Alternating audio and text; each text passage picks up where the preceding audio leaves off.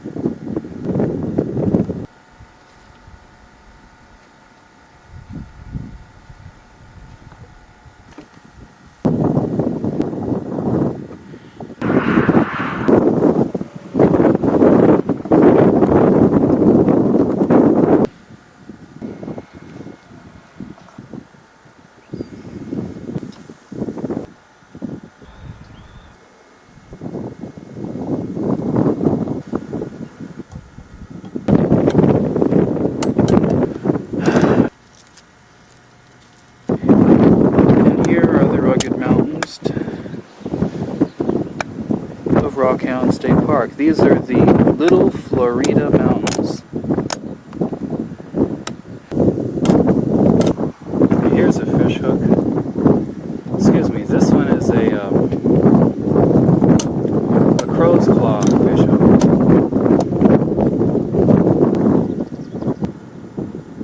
Here we are, driving east on I-10 and looking south into Mexico.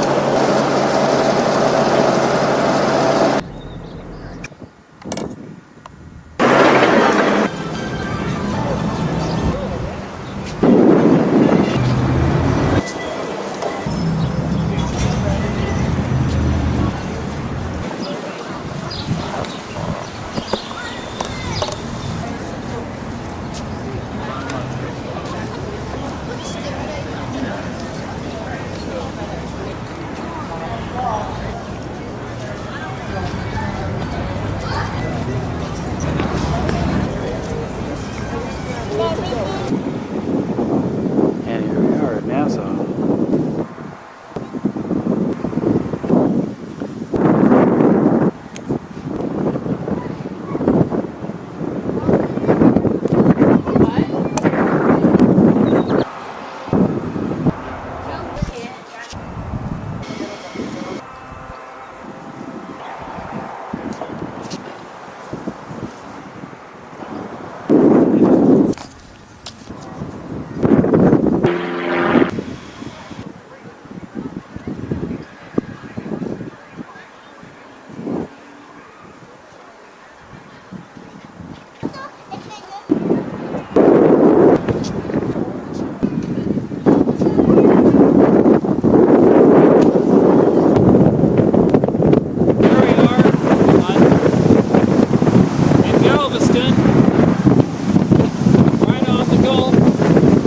Morning comes to Galveston.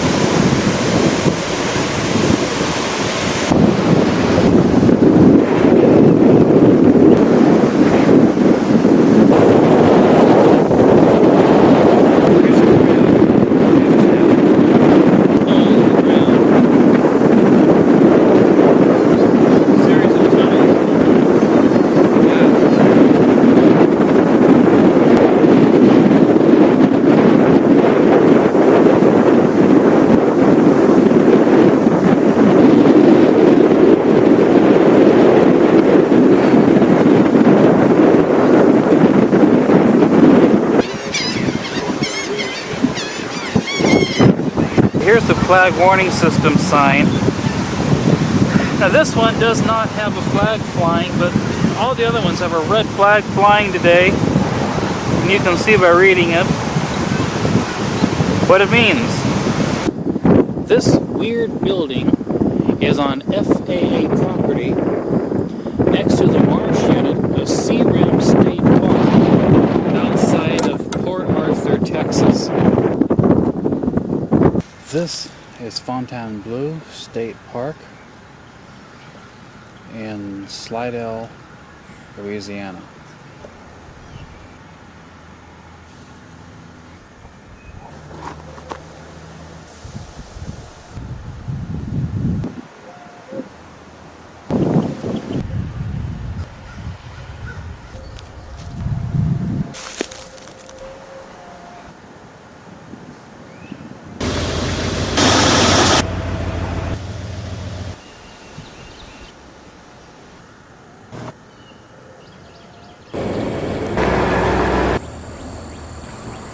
We are now on the Natchez Trace.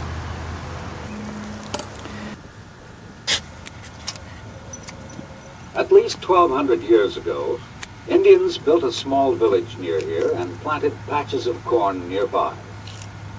The mounds were built centuries later, probably about 1300 to 1500 AD, when the first village had long been deserted. These later residents used the mounds much as a cemetery is used today. They placed their dead in shallow graves and covered them with earth. As time passed, more bodies were laid on top of the mound and more earth was added. Thus, the mounds were built up slowly over a period of years. Usually, bodies were taken to the mound immediately after death, but some were first buried elsewhere, then gathered again months or years later to be reburied here. Occasionally, a pottery vessel or other utensil was placed with the body, or a string of shell beads was left about the neck.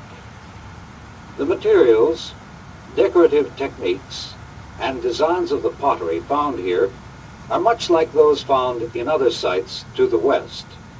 In some of those, more complete assortments of cultural remnants have been found, giving a detailed picture of how the people lived. It has often been shown that people who make similar pottery have similar ways of life. That fact indicates that the builders of these mounds, like their neighbors whose pottery was of the same type, lived in small, scattered villages. For food, they depended on corn grown in the deep, crumbly, streamside soil, and on wild game, wild plants, and mussels gathered from the nearby Pearl River. With their simple pottery vessels and laboriously made weapons and tools, the business of survival left little time to develop any complex political or religious structure. So they were governed more by custom than by any organized body. Their leaders gained status by force of persuasion rather than by delegated power. To us, the way of life of these people might seem pleasantly casual and simple. Yet they surely must have experienced anxieties and heartaches, joys and pride, just as you do today. Greed, fear, and misunderstanding bred strife just as surely then as now. Many years later, about the time that Choctaws added a burial to one of the mounds, the Indians had new cause for anxiety. The white man, whose arrival is marked by the glass trade beads included in the burials.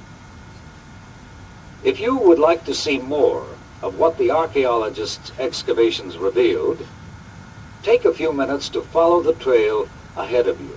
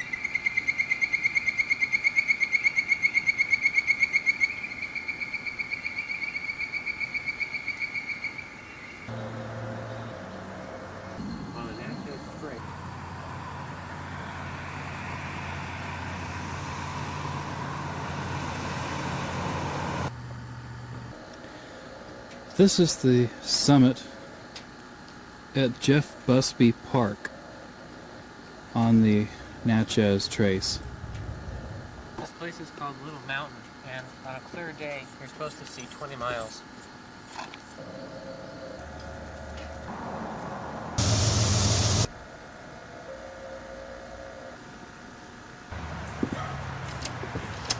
You are standing on the site of an Indian village, long since deserted. The only visible remains are the mounds of earth in the field before you. If you could have been here some 1,500 years ago, you would have found this a busy place. The air filled with a babble of children, the admonitions of mothers, and many other sounds of daily life. The scene might have been somewhat like that in this painting. The people are busy tending their small patches of corn and beans. They depended heavily on their harvest. For a poor one meant a long, hungry winter. They supplemented the products of their fields with food obtained from the nearby forest. Hunters, when fortunate, returned with deer, opossum, or other animals.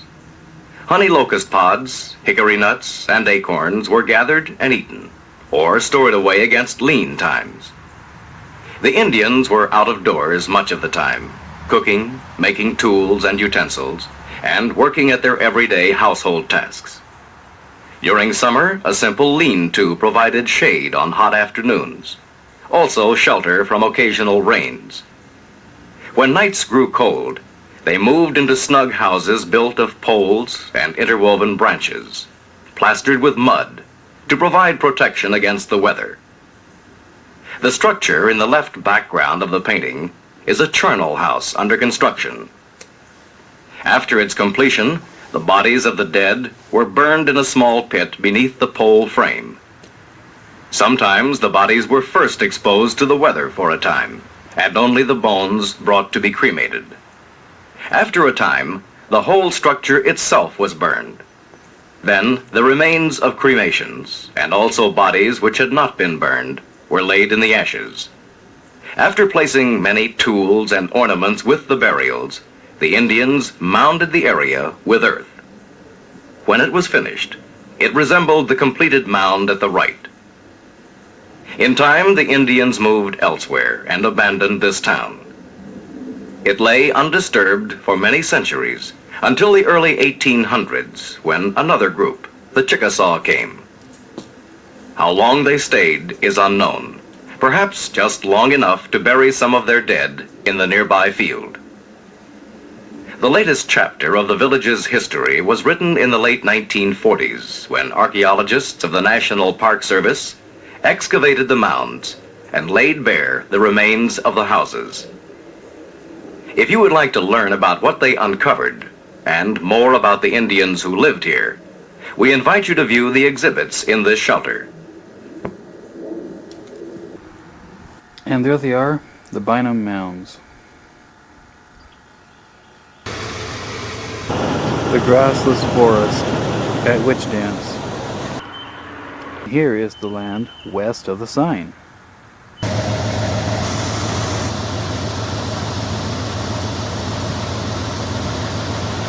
Just an endless sea of green out there, most of it poison ivy. Through those woods somewhere where the council house once stood.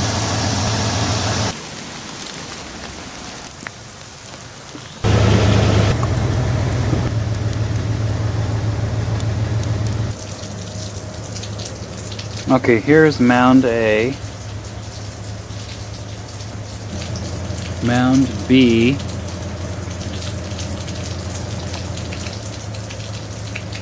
Mound C, Mound D,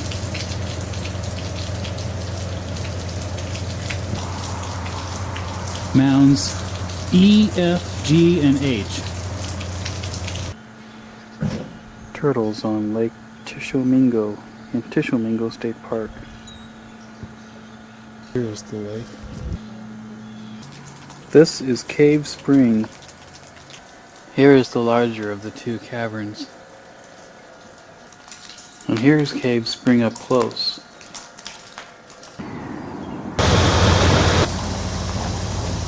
And there's the mound. And this is the last image from Mississippi. Because the trees beyond this mound are in Alabama.